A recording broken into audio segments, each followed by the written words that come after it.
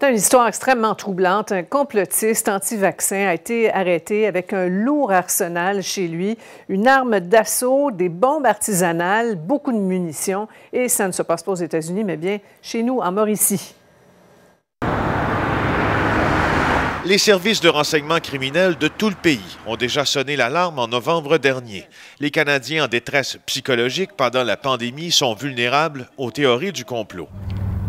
C'est le cas de Martin Clermont, un complotiste de Louisville, arrêté avec une arme semi-automatique, un chargeur haute capacité, plus de 1200 munitions diverses et 13 bombes tuyaux prêtes à être déclenchées.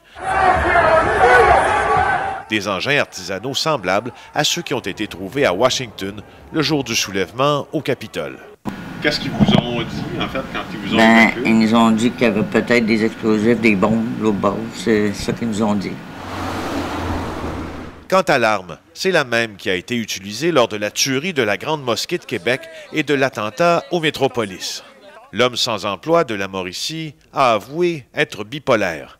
C'est le frère de cet homme qui a signalé son comportement à la police, surtout depuis qu'il menaçait de se sauver dans les bois avec l'un de ses fils, advenant un bris de normalité dans la société québécoise créée par la pandémie. Il y a des personnes, par exemple, qui sont affectées par ça parce que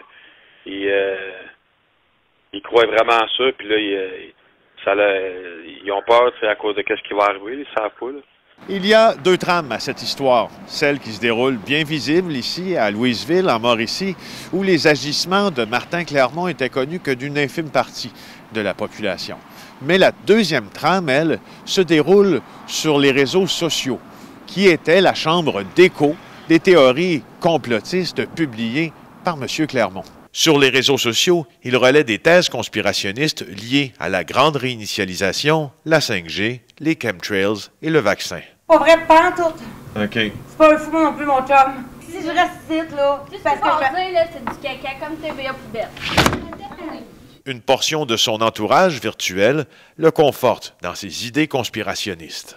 Lors de sa dernière comparution mardi au Palais de justice de Trois-Rivières, Martin Clermont a été remis en liberté sous le coup de strictes conditions.